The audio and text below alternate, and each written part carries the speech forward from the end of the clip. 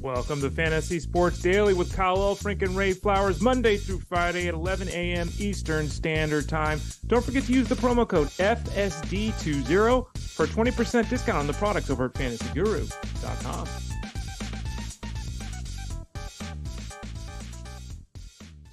Good to have you with us on a Friday morning, which, knowing Roger Goodell, I would suppose that the trademarked wild card weekend probably begins today. You know, Friday, Saturday, Sunday, Monday. Ray Flowers said earlier in the week he wishes all the games just started at 1 o'clock on a Sunday. Ray, this is not the weekend for you. 2 games on Saturday, 3 on Sunday, and Monday night. Oh, and we've got weather. We got weather, Ray. We got things to deal with going into the weekend. How you doing? I'm good, Kyle. And don't forget that this is super wild card weekend. They've added the term super to it, which I think screws everyone up because it wasn't super enough, Kyle, without the word super being in the title. I kind of wish they would put a marketing department in charge of choosing which adjective to go with every year, because there's nothing super about Philadelphia and Tampa.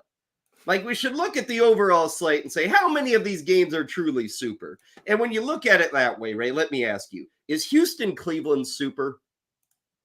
No. Okay. Is Kansas City, Miami super? Yeah, it could be. The weather, it could be, Kyle. Pittsburgh, Buffalo super? No. Green Bay, Dallas?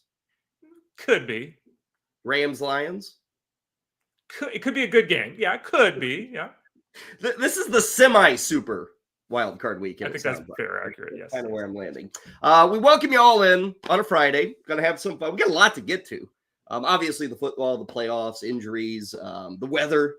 We got a new coach in New England. Haven't said that in 25 years or so.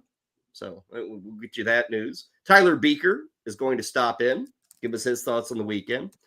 And we lead with some big news courtesy of Ray Flowers. You might remember at the tail end of yesterday's pod, we said, hey, stick around for Friday.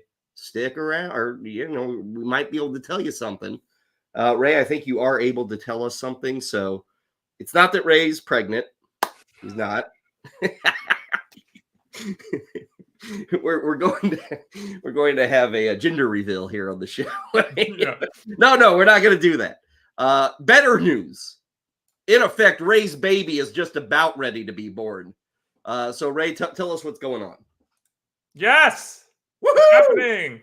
There it is. Yeah, we're working hard. We've been working hard behind the scenes to make it a reality. And that is, of course, the release of the 2024 draft guide at fantasyguru.com. As you can see there on the screen. And for those of you that can't see on the screen, we just got a picture of kind of the cover art, if you will, for the draft guide.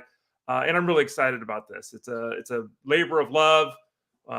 We've gone with a little bit of a different tack this year with some of the materials. We've got rankings everywhere up the wazoo, all that kind of stuff. And everything goes live on Monday. But the good news is, right now, starting today, actually, you can purchase the draft guide. Again, all the articles and the rankings and everything get updated Monday. That's when it starts. But you can purchase it right now. And the easiest way to do that is to go to the top right corner of the website in the Join Now tab, click on that. Scroll down for baseball, click on that. Or as you can see on the screen there, you can just go to fantasyguru.com/product/MLB memberships. And it's very important. The next part is very important here. Okay. The draft guide itself. Calm down, everybody. Put your coffee down. We got important news here from Ray. What do we got, Ray? Important news on top of important news. The draft guide is full season baseball. It's not just the preseason product. It's full season baseball. Seasonal only. It's $50. If you use the promo code FSD20, our show promo code, it drops it down to $40. Ooh. So go over there, sign up right now at fantasyguru.com, join now tab in the top right, find the baseball. The seasonal package, again, is $50. You can get it right now with the promo code FSD20 for $40. And we'll obviously discuss it more today, moving forward, next week, all that kind of stuff. Everything officially drops on Monday. Now, you said they could purchase it today, but the first column's cut. So when people, if they purchase it today, tomorrow, Sunday, they purchase it and they'll start getting it Monday, correct? Just so people don't purchase it and say, why don't I have it to read? That's the deal, right? That is absolutely correct. You do get, obviously, access to all the older stuff if you want to read things we've been updating and such at the site. And you also would be able to access Discord. So you can start asking questions immediately. But the articles and the rankings will be updated on Monday. And we will dig a lot more into this guide. We wanted to get the news out today. We've obviously got playoff football, but did want to let you know about it. But probably sometime next week, Ray and I will spend a good 20 minutes or so kind of saying what's in it, what is provided. The season-long aspect too, Ray, I just want to underline that portion. This is not just the draft guide for $40 or $50, but this is the season-long. And I can tell you, for people who haven't, I mean, at this point, hell, everybody knows Ray Flowers and what he does. But, I mean, Ray, every single day throughout the season, you're putting up huge articles on what's going on, your latest takes, recapping the night before, injuries, all that stuff. So that daily bit. And there are other things in addition to your work that are going to be popping up throughout the season. But you are there every single day, putting in the effort and the blood and the sweat and the tears. Yeah, and we have a different product. Obviously, the DFS product is something we'll talk about when we get there too. So I'm involved on that side. Last year, I wrote the cash game breakdown every day. I anticipate doing that again. So I'll be doing a ton of baseball, both on the DFS and the seasonal side. We got a couple of folks, Patio Joe, Rob Povia are going to join this year for baseball, help out a little bit, write some articles each week as well. So it won't just be my voice. But yeah, all season long, all the way through to the playoffs. We'll be there to help you out in Discord. This show will be there too. This is not part of the product per se, but this is part of the product. You get access to us. Kyle and I will do a lot of baseball too. But yeah, it's a lot of work, but I really enjoy it. And we got a good crew over there who even helps each other out in Discord, which is nice. And Discord, for those of you, if you don't know, chat rooms. Yeah. Right? Just chat rooms. We have a baseball exclusive chat room for the seasonal product. And just proving that Ray has a very significant West Coast bias. Check out those two dudes on the cover there. I love it, Ray. Cruz and Cruz. Ellie De La Cruz and O'Neal Cruz. It sounds like O'Neal's going to be good to go. Ellie's going to be, where's he going to go, Ray? Is he may go as a top 5 shortstop just because what could be? I don't know. Is that crazy? But I just feel the excitement of youth, the fact that last year we got to see a load of him. He's going to be overdrafted, won't he? I know it can be great, but for me, I feel like people are going to just be gobbling him up quicker than I am. Well, I'm looking at the NFBC right now, and they're early drafting. They've already had 223 drafts, so they're going. His ADP, and he qualifies at second, shortstop and third. Okay. And, StatCast loves him, and the highlights and the exuberance. I'm sure all that plays into it. His ADP right now is 22nd. 22.0. So people are in Kyle. And I think the only real concern with him is what we brought up last year when he was called up, is the fact that he strikes out a lot. And because of that, his batting average is very volatile. And we saw that play itself out last season. But, with the league batting 245, if he hits 235, people are willing to accept it. Yeah. For us old guys, when you're hitting 220, it's like, God, you belong on the bench, but not in 2023. You can play every day with that 220 average. So there it is, the draft guide. This will not be the last you hear of it. I promise you that. But this is the first that you hear of it. It is available for purchase, comes with the season-long package. As Ray noted, you got the address there at the bottom of the screen, fantasyguru.com/product/MLB-memberships. You can also go to the Join Now tab right at the top of the page. You go to fantasyguru.com. It's on the far right upper end. Click Join Now. You'll see baseball, and boom, you can go. And FST 20 for $50. You get it for $40. So, and again, more than the draft guide. This is the whole year of baseball. So if you're a season-long player, it's kind of a must-have as we get rolling here in the month of January. We will have a little more baseball coming up in just a bit. But Ray, before we go in that direction, we got a lot of football today. There you see it. Loads of news, playoff news, coaching news. We got latest on Jalen Hurts, A.J. Brown, Devonta Smith, Amari Cooper, Sam LaPorta. Where do these guys stand for the weekend? We will conclude our discussion of quarterbacks for 2023 and 2024. We'll give you a quick peek at some of the rivals. It looks like another draft class where probably 4, if not 5 quarterbacks are going in the first round. And probably at the very top, we could see 2 or 3 quarterbacks, much like last season. So we'll kind of have a replay. There are QB desperate teams, and we'll give you our first look at what's coming up in April with that draft. Tyler Buecher, as noted, is going to join us, give us some of his thoughts on the weekend to come. And we do have some MLB news, including a signing. Marcus Stroman has a new home for 2024. In addition to that FSD 20, which you can always use the 20% off. Ray, that rest of the season all-in NFL package, you talked about this earlier in the week. Do want to remind people DFS as well, Ray, which it's going to be big this weekend. It's going to be big the following weekend, Super Bowl weekend. Mm-hmm. A lot of people get involved in these DFS games, and now that is included in that all-in NFL package. Yeah, we've lost our minds at fantasyguru.com. I feel like I'm a car salesman on TV. Yeah. But yeah, no, the all-in package that we've been discussing the last couple of days, which gets you, the coverage to the Super Bowl, which gets you the Super Bowl betting package, which gets you franchise mode, which is basically our coverage of the draft next year. That package also includes DFS. So you get it all. You get seasonal, you get DFS, you get Super Bowl, you get the betting, all of it for $39.99 the rest of the way. So if you're a fan, get involved. I mean, you get all the articles, the videos, the live stream, the Discord, and again, seasonal betting and DFS, $39.99, Kyle. I'm always reminded, I can't remember, was it on UHF, the old Weird Al Yankovic, or maybe it was one of those Norm Macdonald movies, Bad Things. I always remember they showed the car salesman, Ray, and he's like, if you don't buy a car from me in the next 5 minutes, I'm going to club this baby seal. He'd open up the trunk. I think it was UHF where he threatened. So Ray is not threatening to club baby seals. We'll save that for probably late March, whenever we start threatening baby seals. But for now, it's just a soft sell on all those things. Okay, Ray, let's get into the activities for the weekend. And we'll start with the playoff outlook in terms of injuries. Whether you're playing, a new league in the postseason, you're doing DFS, you're going to want to know about the injuries, but you're also going to have to worry about the weather. And as we sit here now, Ray, what Miami, Kansas City is looking at -8 as the temperature, probably like -20, 25 with the wind chill. Sounds like there could be snow. I know they've had snow most of the week in Kansas City. There might be a little more Saturday. It sounds like by game time on Sunday, Saturday night, we won't have any more precipitation. But, Ray, that game's ice cold. Pittsburgh, Buffalo on Sunday, snow in the forecast. It's going to be cold, not frigid like Kansas City, but snow's certainly around there. And then Monday night, we've got rain. I think thunderstorms in Tampa.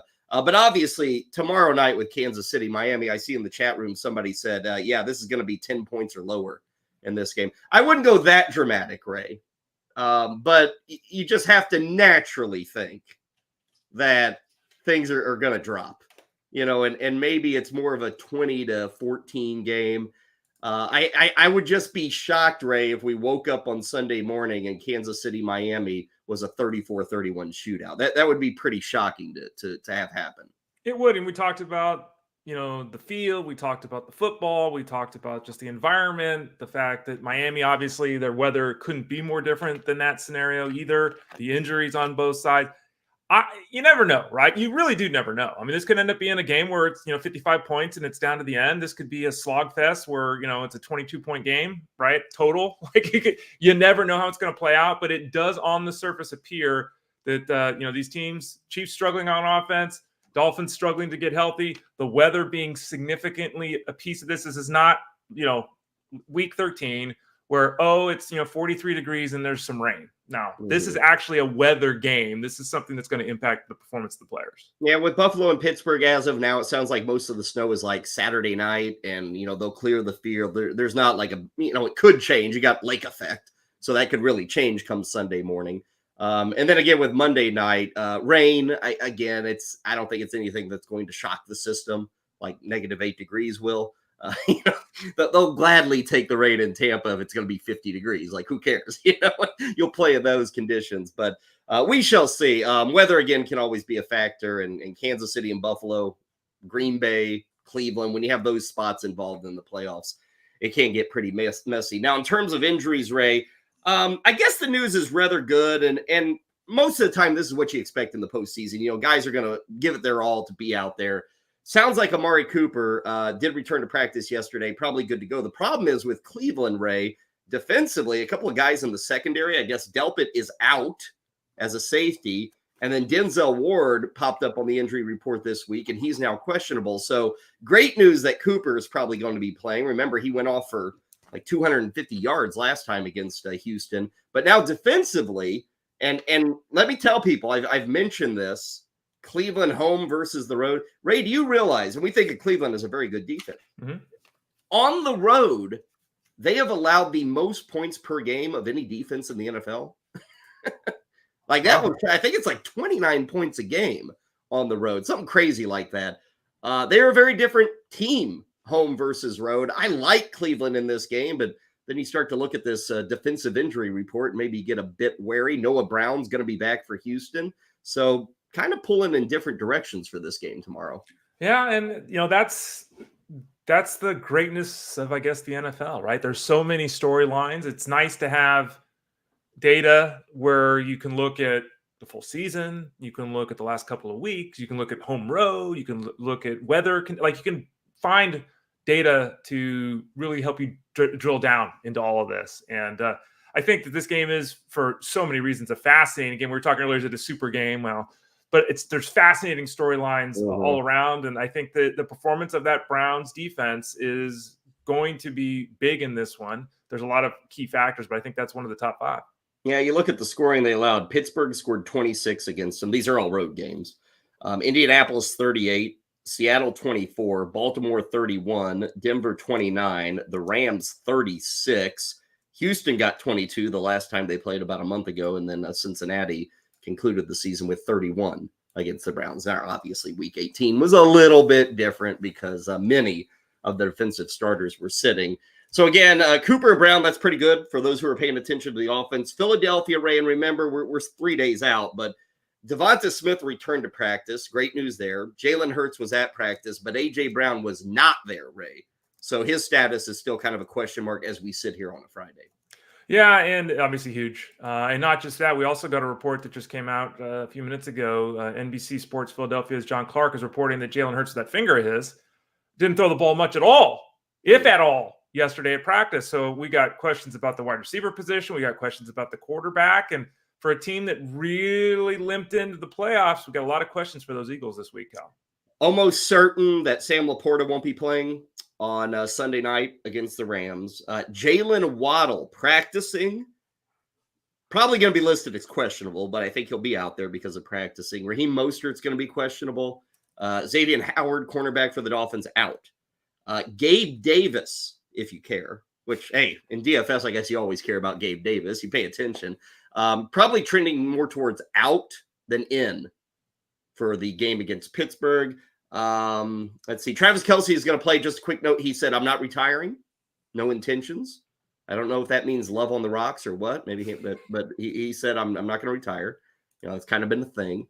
And there we are. Now, still a lot to be determined. We got practices today. Obviously, a couple of these games tomorrow, 3 more on Sunday. Things could alter the game on Monday. So it's going to be very important to follow us in Discord, to get the cheat sheets that are updated as news comes in, to take advantage of the analysts that are still working hard for you here in the playoffs. So with that said, let's pile on with one of those analysts, a guy who I know will be hanging out in Discord throughout the weekend, probably putting up columns throughout the weekend, a guy who will be eating pork rinds and watching football throughout the weekend. Maybe not. I don't know if Tyler Buecher's a pork rinds guy. Let's find out. Tyler Buecher back with us on Fantasy Sports Daily. Pork rinds or not, Tyler? I've never had them, honestly. So Wow. Missing out. You're obviously not from the Midwest. No, East Coaster here. Yeah. Pork rinds, they kind of have a sweet spot geographically. Ray, you've never touched a pork rind. Oh, I have. No, I have. Yeah. I do like pork. So my lady a couple times has bought me some pork rinds. We go to the markets here, the Mexican markets and everything. So yeah, I've had pork rinds. Yeah. Yeah, you probably have the fancy schmancy pork rinds, like small batch pork rinds. With the side of caviar. Yeah. I know how you do it out there. Okay, Tyler, let's get into the playoff weekend. Big thank you to Tyler. We were set to have Armando Marsal. He's sick, so Tyler's jumping in to fill in. The playoffs, this is the first thing I'll ask you. All season long, you're breaking down, game scripts and how teams are playing and pace of play and all that. And you start to see trends over the course of the year. Is your experience that the playoffs are different, Tyler? Or, we sometimes think, oh, it's more important than ever, and teams maybe will do things differently. Do they tend to stick with what got them here? Is that how you look at the weekend? Like, whatever these teams did in the season, I kind of expect that even in the playoffs. For the most part, yes. I mean, you want to do what has gotten you to the postseason here and into the playoffs.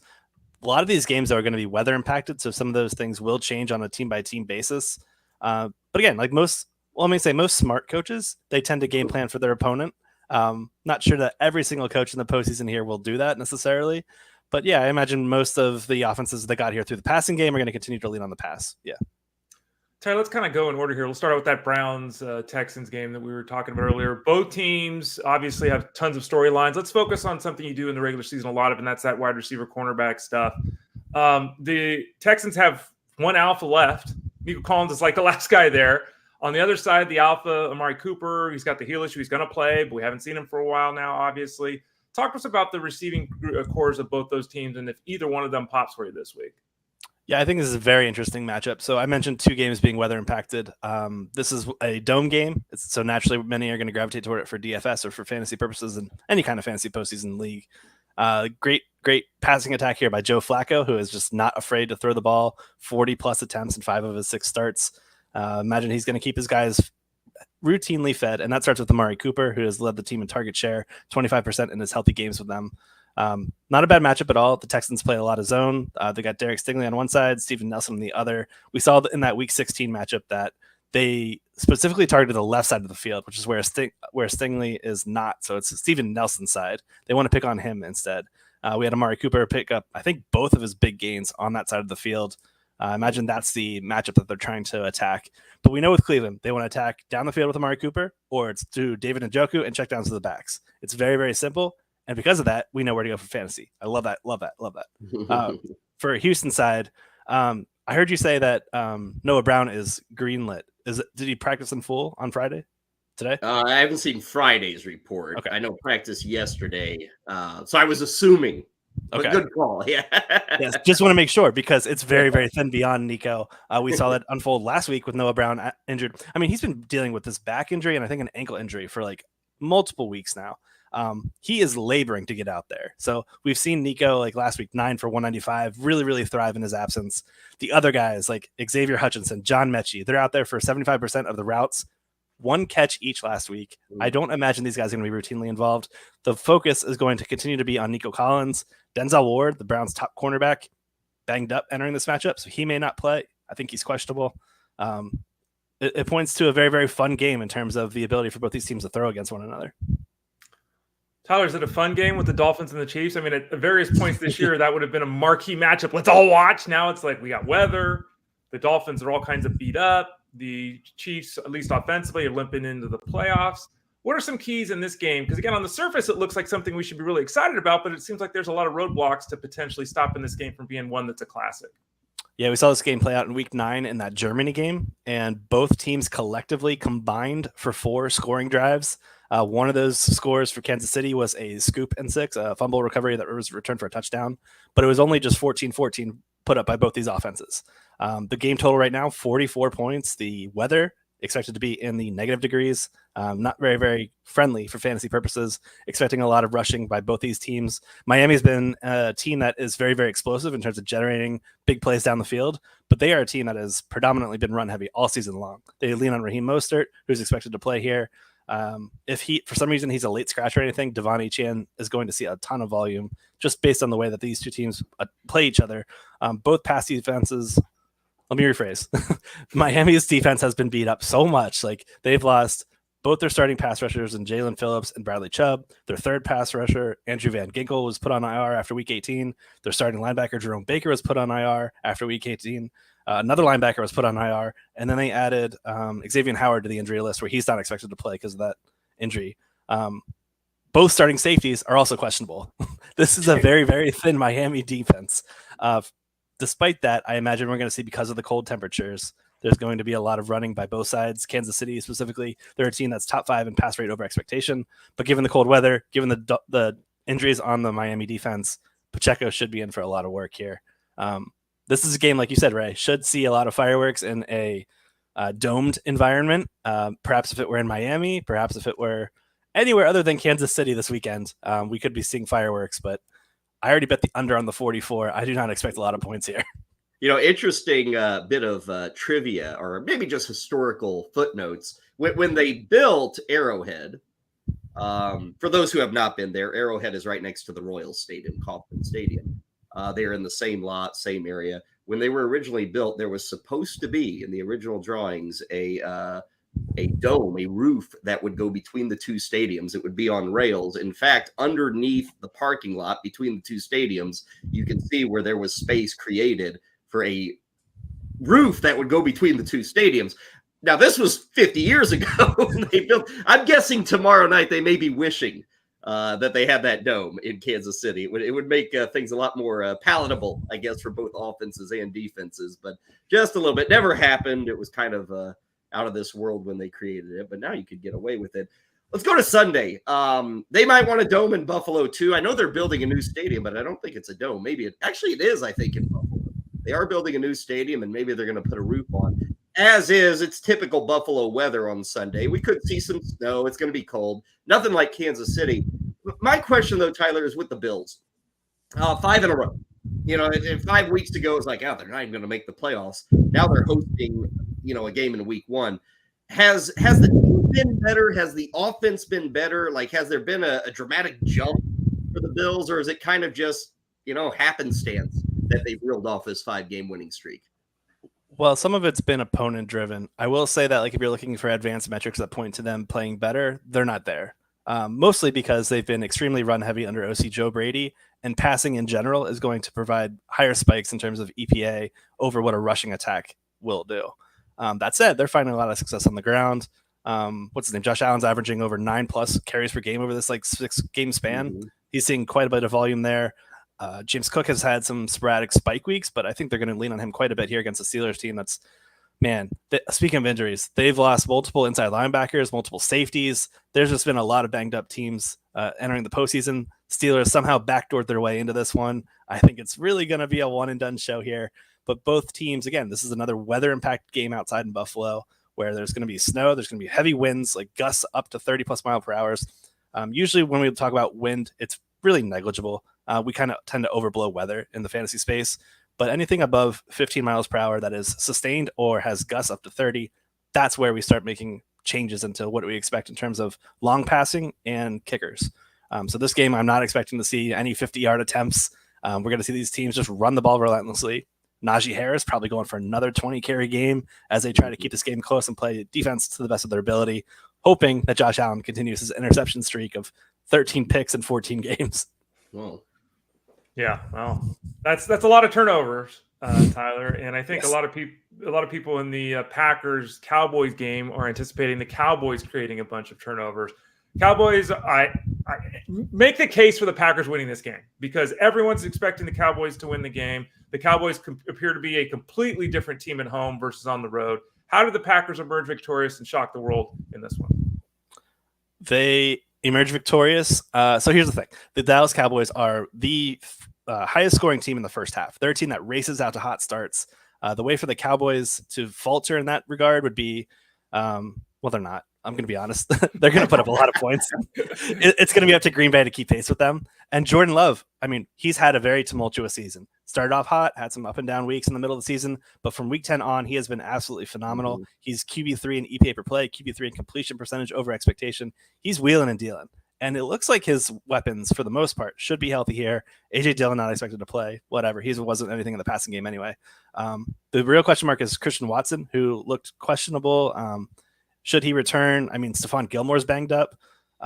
This is a team that plays a lot of cover one and a lot of man coverage. So we're going to see some opportunities for these guys to show off their yak skill set. A guy like Jaden Reed really pops in terms of that. He's very, very appealing. I think the way that the Packers keep this game close is with Dak making mistakes. The problem is Dak is playing at an MVP level. He's like arguably over the back half of the season played the best football in the league. I think the spread's accurate, -7 for Dallas. Yeah, I mean, both those quarterbacks have been really good down the stretch. Love Sure. hasn't, you mentioned the run he's on, but he's not turning the ball over. And, if those upsets happens, it's usually because of turnovers, a couple of key components, which Dallas, they haven't done. So I guess it's which side breaks because neither team has really given the ball up of late. Tyler Buecher is with us. Sunday night, Rams Lions, so many storylines here, the Goff Stafford thing, Sam LaPorta playing in Detroit with a playoff game. Like, this is a really exciting game. For those who do a one and done setup, is this like a game you want a lot of pieces of? Ray and I talked a little bit about one and done playoff fantasy football yesterday, and I told Ray he likes the Lions, I like the Rams. At least on my one and done team, I think I've got like 3 Rams and 2 Lions. Like, my whole week is driven by that game scoring points. Is that the game if you're looking for points, if you're looking for fantasy results? Is that the game to look at this weekend? What has the highest over? So I imagine many are going to gravitate toward that. The Dallas Green Bay game is 1 point lower that in terms of total. Both these games over 50 points. So those are going to be the 2 heavy hitters that most people gravitate toward. I'm in complete lockstep with you, Kyle, in terms of how to attack one and dones, game stacking, game teams, and matchups that I project for teams that do not advance far in the postseason. So I'm not expecting the Lions or the Rams here to make it to the Super Bowl. That said, this is a game that could easily surpass this over given the style of play, especially from these Rams. These last 6 games, they're averaging over 30 points per game, getting it done through the air and on the ground with Kyron Williams. The Lions are a team you can throw against with ease. They're a true pass funnel. They're top 5 in EPA per run, but they're bottom 6, I think, in EPA per pass allowed. Excuse me. The Lions, though, I'm curious to see how they come out, given all the injuries they're sustaining on the offense. It looks like what's his name? Sam LaPorta is probably very questionable. Mm-hmm. I saw that he might play, but I have my reservations. Like, it did not look like that Week 18 injury. It looked like something that he could turn around real quickly from. For that reason, I think like the Rams put up a lot of points and push this team. I have the Rams +3 as a bet that I already made, and I'm going to sprinkle some on them to win outright as well because I just don't see the Lions keeping pace here. Tyler, the final game on Monday is the Eagles-Bucks game. And, 6 weeks ago, if you heard about this matchup, what's the spread? 12 points for the Eagles. Like, it's going to be a bloodbath. Now we're in a scenario where the Eagles come in beat up. We just talked about Jalen Hurts and his finger. We talked about, A.J. Brown and his leg. Devonta Smith is back in practice. Looks like he's going to play, but he's been missing time. And they come into the playoffs with losing 5 of 6. So do the Eagles win this game? And if they don't win this game, what do the Bucks do to stop them? There's so many question marks here. It's really hard to answer this question until we get more injury information, particularly around Jalen Hurts with that finger. Really tough matchup to analyze, not knowing how well he's going to throw. Bucks defense, they're a team that has fallen off in the back half of the year. They've had a lot of injuries too in terms of their back 7 with their secondary and their linebackers. Everyone's starting to get healthy though, so they're at least coming into the postseason healthier rather than some of the other teams we've discussed to date. The way that I think the Eagles win though is by passing. So we're going to need to have a healthy Jalen Hurts. We're going to need to have a healthy A.J. Brown, Devonta Smith, Dale Goddard. That's a tall ask between all the injuries these guys have collectively put up in terms of what's on the injury report right now. Baker is also injured, battling through an ankle and rib injury. These last 2 games, they have limped to the finish line, under 14 points in back-to-back games. They only managed 11 points against the Eagles back in week 3 when these 2 teams faced off. It's going to be a rainy game too. I'm not expecting a lot of points in this matchup, so it's going to be, I think, whoever forces the fewest mistakes. And I think the Eagles win in that regard. Tyler, last thing for you. Throughout the year, you've been kind of giving people insight into some wagerings, props, things that you really like week in, week out. I'm sure you've got them up for the playoffs. People will be able to find them in Discord, and maybe in some of your articles. But as we enter the playoffs, you play things out. You got a Super Bowl favorite? Like, who would you put your dimes on to win this thing? I have some old tickets on the Buffalo Bills, and I'm kind of sticking with them. They've gotten hot at the right time. The defense is not banged up. We've talked about so many of these defenses being injured. Their defense is not one of them, aside from Matt Milano. He's a big key piece. They're the team that I'm probably going to wager on here for that answer. Dallas is another one that's very intriguing to me, too. They've been playing really, really well offensively. That defense, as soon as they put anybody in trailing game script, the number 1 team in terms of creating pressure, they're a team that could go far, too. Dallas and Buffalo. How about that? A franchise in Buffalo that has gotten there many times, but has never gone all the way through. And a franchise in Dallas that everybody considers one of the jewels of the NFL. They've not been to the Super Bowl in almost 30 years, believe it or not, with the Dallas Cowboys. So we'll see if it works out for them. Should be a fun 6-game slate. What about write-ups this week? What are you busy with, or do you get a week off? I don't even know. What are you doing this weekend? No, it never stops here. We've got a game script article. I'll be posting that today because we've got games starting Saturday, Sunday, Monday. So for the postseason, all my game script articles will be out on Fridays moving forward. Going to put out a video prop in a few minutes here after we're done here. And I'm also going to be, I haven't told Armando this, but I'm going to try to sneak in a one and done article for Saturday for those that play in that format, offering some strategy techniques and what I'm looking at in this wildcard round. Well, you've now told me, and because I'm in those leagues, I'm going to be expecting this, Tyler, Yes. tomorrow. So don't pull back now. I'm going to read that one for sure.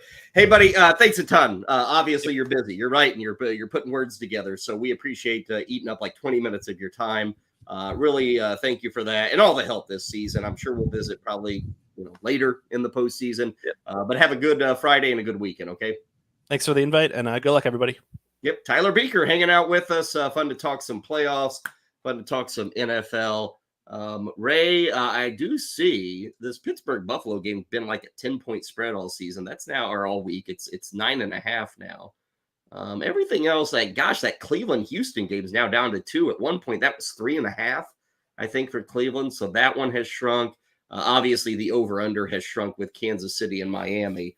But take a look at some of those marks, some of those numbers. It can certainly be a fun way if you're not going to play the fantasy stuff to get involved and have some fun with the weekend. Before we leave the world of football, if you have been joining us throughout the week, Ray and I have been talking about the quarterback position, kind of looking back at what we experienced in 2023 and to an extent looking forward. Yesterday, we talked about some of the guys that unfortunately came up with injuries in 2023 and kind of the outlook for next season. Ray, we will conclude our discussion of running backs by talking about the names and some of the players that will be drafted coming up this year. And I noted this at the start of the show. It's actually kind of similar to last season, Ray. Last season, we had the hype on Richardson, Stroud, and Young, and what was it? 3 of the first 4 picks went to quarterbacks. There's a shot, Ray, we could do this again. We've got guys at the top in Caleb Williams and Drake May. Williams is from USC. May is from North Carolina. As of now, it's kind of expected they're going to go 1-2.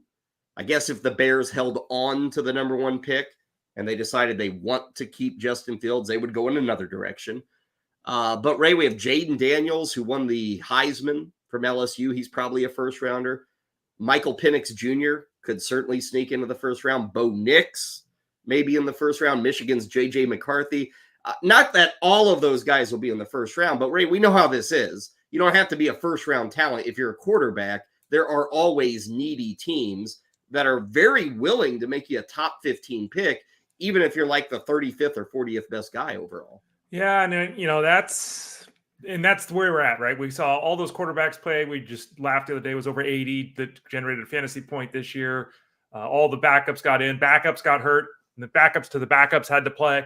There's organizations out there that have crappy quarterback play. There's organizations out there that, realize that if they want to take that next step, what they've got in-house isn't going to work. And so teams are always, as you said, willing to push the envelope to draft these young quarterbacks, even if they're not really the guy. And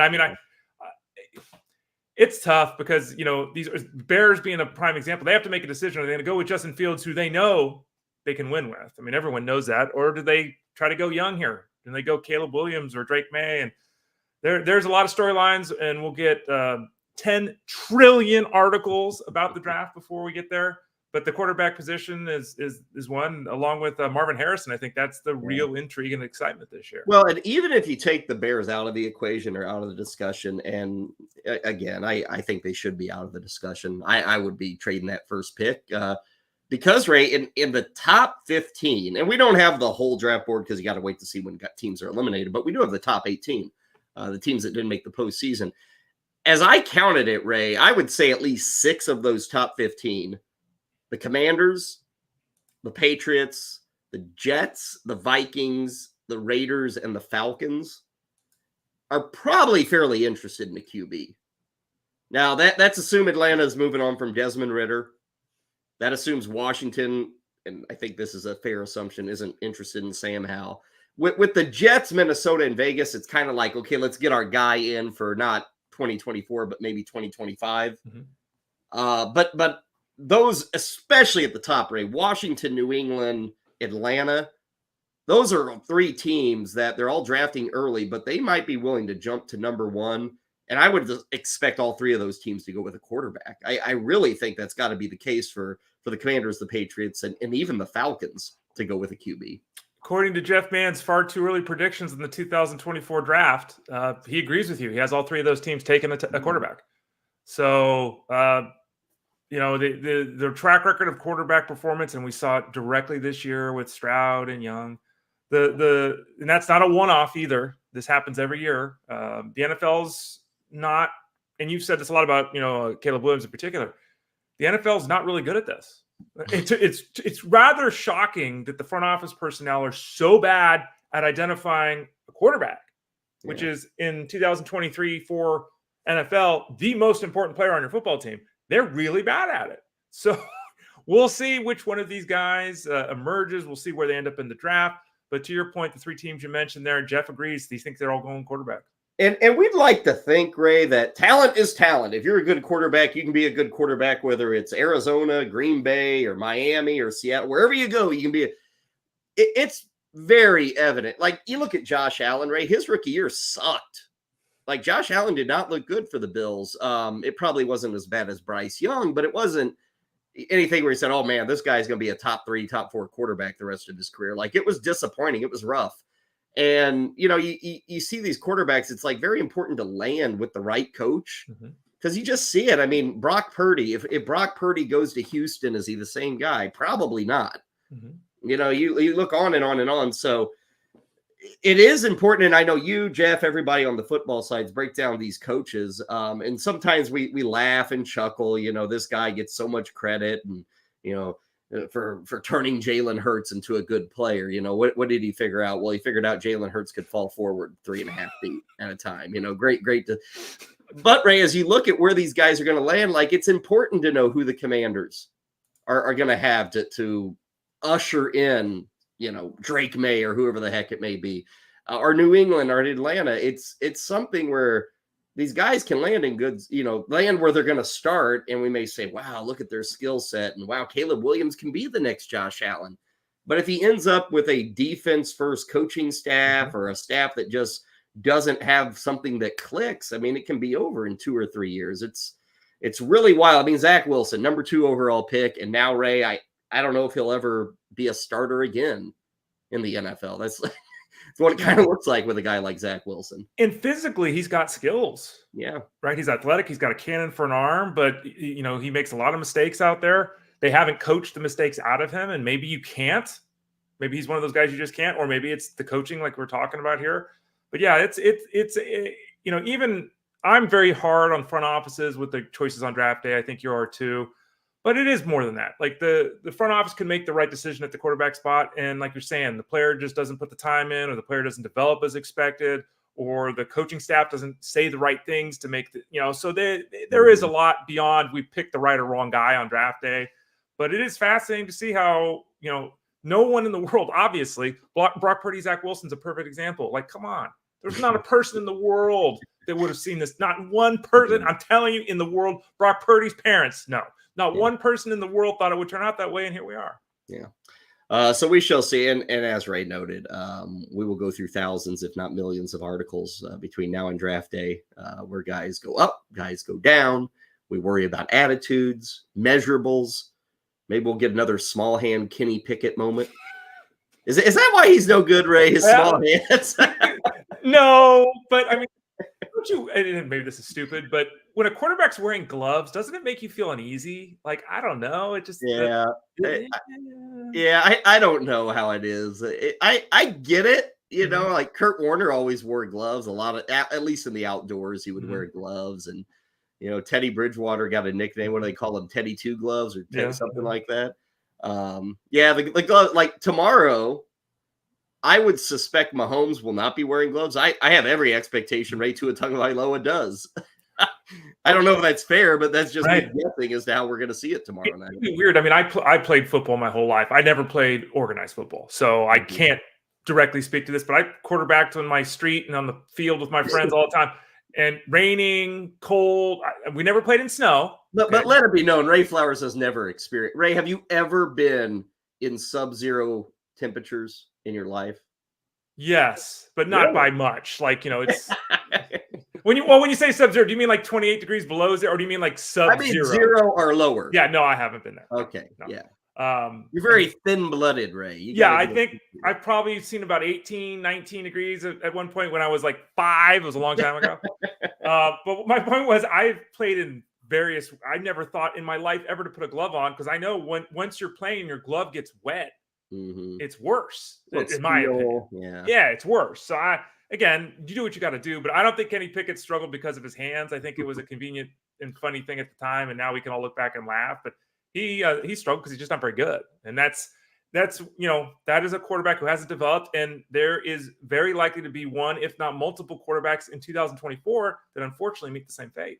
And speaking of weather, just to give people, because I'm in Missouri in St. Louis, 4 hours to the east of Kansas City, but I can tell you, Kansas City has, they're pretty well directly west, a little north of St. Louis, but they've kind of had snow in the area all week. We've had flurries and nothing sticking. But to give you an idea of this weather and like how it's going to change leading into tomorrow, like this morning, Ray, I think it was 44 degrees here when I woke up. By tonight, or maybe even by like 4 o'clock today, the temperature will have dropped to about 10 degrees, and the winds will be 45 to 50 miles an hour blowing in. So this front's coming in, it's bringing a little bit of precipitation, and then the whole weekend's like that. Like, I think Sunday, -2 is the low, and the high's like 10.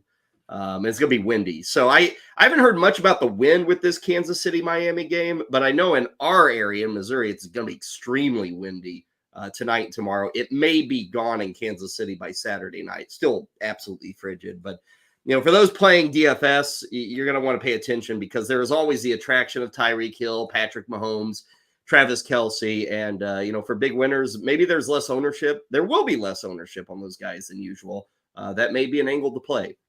So going to be fun, no doubt. It's always better when you're watching the players in -8 degrees and having your hot cocoa sitting by the fire than if Ray, if you had tickets to that game, would you go? No. You would? I mean, now, if it was a Niners game and like if it was my team, whatever, I still wouldn't go. Now, I'm spoiled. I've seen the Niners win Super Bowl, so, but. Well, like the Chief fans are spoiled the last few years. Yeah, but no. I mean, and especially at the NFL, honestly, like, to me, hockey, you have to be there, right? Because just the environment, you can follow the puck better live. All that. Football is better at home. It just is. You don't get drunkards, falling on top of you, punching people, trying to stab you when you're walking. You don't have to worry about describing Arrowhead Stadium pretty well. Right? Yeah, I know, right? Well, no, and then they got the weather. Like, I have no desire to wear 7 coats and 18 scarves so I don't die. I wouldn't go. Yeah, I don't know. Let's say you have a face value ticket that's $175. Right. Ray, if somebody offered me $190, I'd be like, sure. Hell, I might even sell it for face value, Ray. I wouldn't do it for money $75. back and put it home. Yeah. But hey, you don't think the game is better on TV? Honestly, football.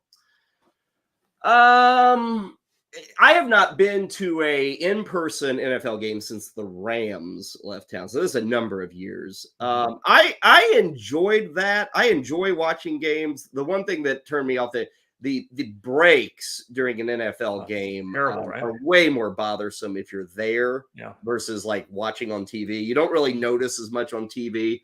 I don't think it's fun to be in an NFL game. But Ray, when you throw in all the extracurriculars of, paying $500 per person whenever you finish things off and dealing with weather, I've already seen the Chiefs win a Super Bowl. I could totally understand somebody saying, not this week. Let somebody else have the ticket if they want. And what do we got? Greg saying, hell, no way. But you watch, Ray, it'll be packed. They will find 72,000 people to go to that game.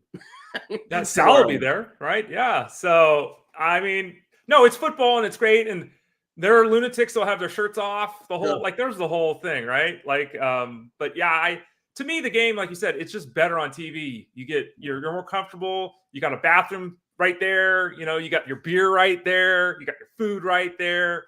You can walk away during the break and get on your phone or call someone or let the dog out. Like going to a game, people talk about baseball being slow. Being at a football game is slow. Because there is nothing happening for 2 hours and 40 minutes of the 3 hours you're sitting there. It's just dead time. I will say, bar none of and I haven't gone to like hundreds of NFL games, but at least a dozen, maybe 2 dozen. Bar none, Ray, the best place to sit is in the end zone, up, not end zone low. It's really fun. You talk about being in person to watch a pass pattern develop, or even to watch a run and how the blocking moves from that angle. That has always been a big edge that you don't get with TV. You'll see replays from that angle, but if you're sitting and watching it from up above, it's really nice to watch those things occur and happen. You can see wide receivers break away from the defender. You do get that quarterback's eye, if you will. And that's one thing they haven't replicated, on TV. But, very fair. That's very fair. Yeah. I just, remember the last few times I've been, those were great angles to watch a football game. Anyway, I would suggest most of us are probably better served sitting at the house and drinking whatever you'd like, eating whatever you'd like, and cranking up the thermostat. There you go. Again, game times, just to let you know, Saturday, 4:30, Cleveland, Houston, 8:15 for Miami, Kansas City. Sunday, 1 o'clock, Pittsburgh and Buffalo. 4:30, Green Bay and Dallas. 8:15, Rams and Lions. And then Monday is 8 o'clock for Philadelphia and Tampa Bay. Speaking of the Tigers, we will close with a little baseball. We had a signing yesterday. Ray, Marcus Stroman, not signing with the Tigers. Marcus Stroman to the Yankees. 2 years, I think 37, 38 million, something like that. I think it makes total sense for both sides. It's a fair contract for a guy like Marcus Stroman. And the Yankees do need some pitching. He's a guy, and you hate to ever give this scarlet letter to a guy, Ray, because as soon as I say this, he's going to blow his arm out. But you feel pretty good about 75 innings for Marcus Stroman. Like, he's one of those guys that you think can get there. No guarantee, but this is not a guy where you're hoping to get 125 innings from.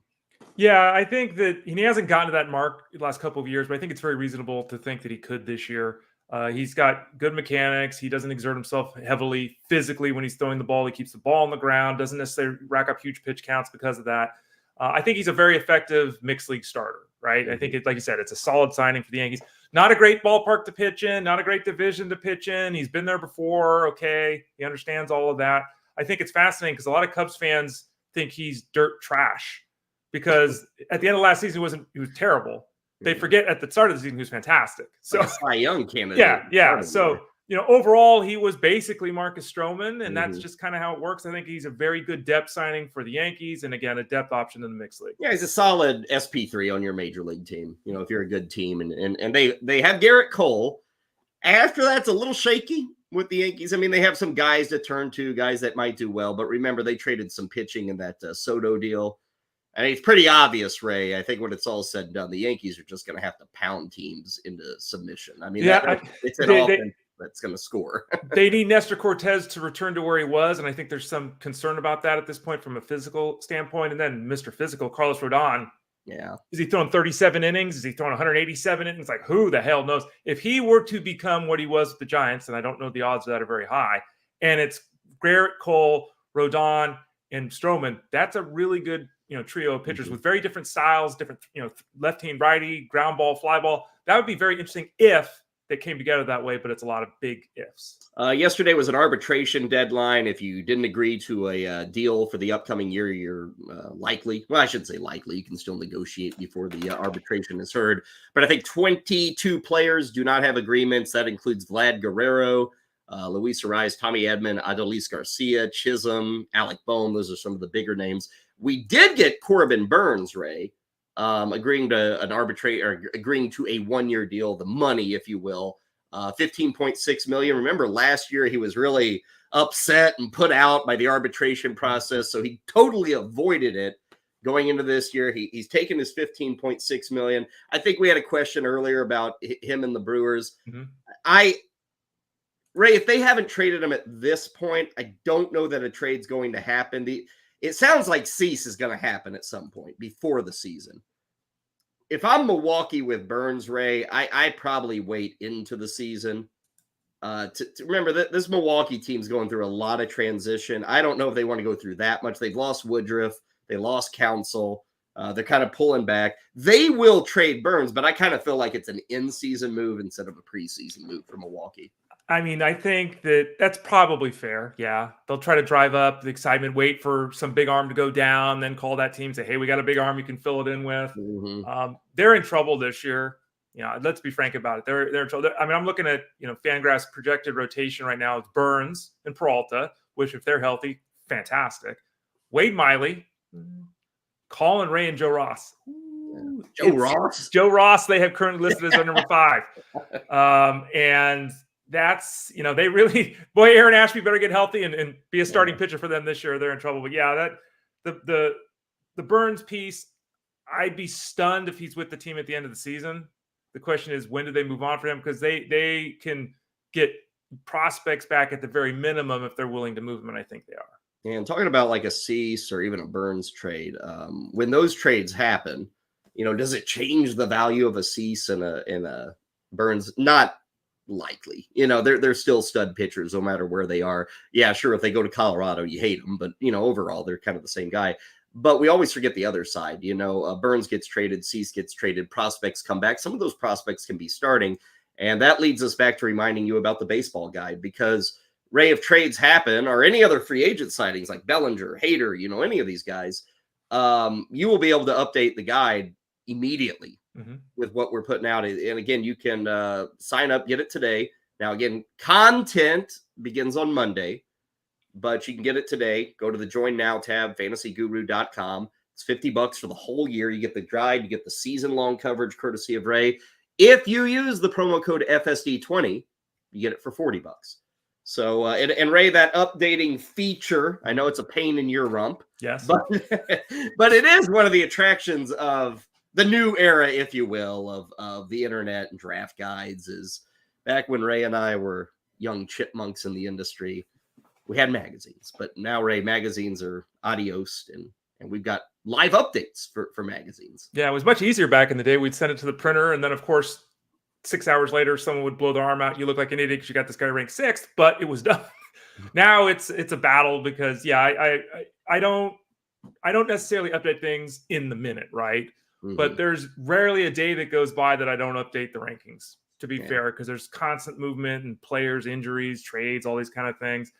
So, yeah, that'll constantly be updated. And by the way, just to put it out there, and we'll talk more about it next week, but that's a cool feature, I think, of the draft guide, too, is I update the rankings that, virtually daily throughout the preseason. Then once the season begins, on the 1st of every month, I update the whole thing. So May 1st, June, July, August, September, the 1st of every month, I redo all the rankings. So it's not just you got them on opening day and then I forget about it. I'll redo the whole 600 plus players the 1st of every month, the articles, the team there. We'll work hard to help people have success this season. Okay, so get locked and loaded for baseball 2024 alongside that draft guide. Again, season long. Can't give the thumbs up enough. If you're still a season long player, kind of a must have. And for $40, you can get everything that you want when you use that promo code FSD20. Again, check it out. It's available now. And come Monday, we'll start to talk about the latest columns, some of the things that are coming out. Obviously, we'll recap playoff football, look ahead to Monday night with Tampa Bay and Philadelphia. Should be a fun weekend. Everybody stay warm, stay out of Arrowhead, enjoy watching the frozen breath. We're going to see a lot of that between the Dolphins and the Chiefs. It'll look like a Marlboro convention when those guys line up and all the puffs going. Ray, have a great weekend, man. Anything special planned outside of watching football? No, that's about it this weekend. I'm going to nice sleep chill. In Sunday, right? What? You get to sleep in Sunday. Yeah, well, that's the thing. I get to sleep in until 7:15, which is a lot better than 6:15. Yeah. So, yes, it is an improvement. Won't be tweeting this weekend, so this will be the first time in 5 months almost that I'll be able to actually sleep until 7 o'clock on a Sunday. What a glorious day. Awesome. You can stay up till 11 p.m. now. Good night. On Saturday night. For Ray Flowers, I'm Kyle Elfrink. Big thank you to everybody hanging out in the chat room. We are back Monday morning, 11 a.m. Eastern, with more Fantasy Sports Daily, courtesy and powered by fantasyguru.com.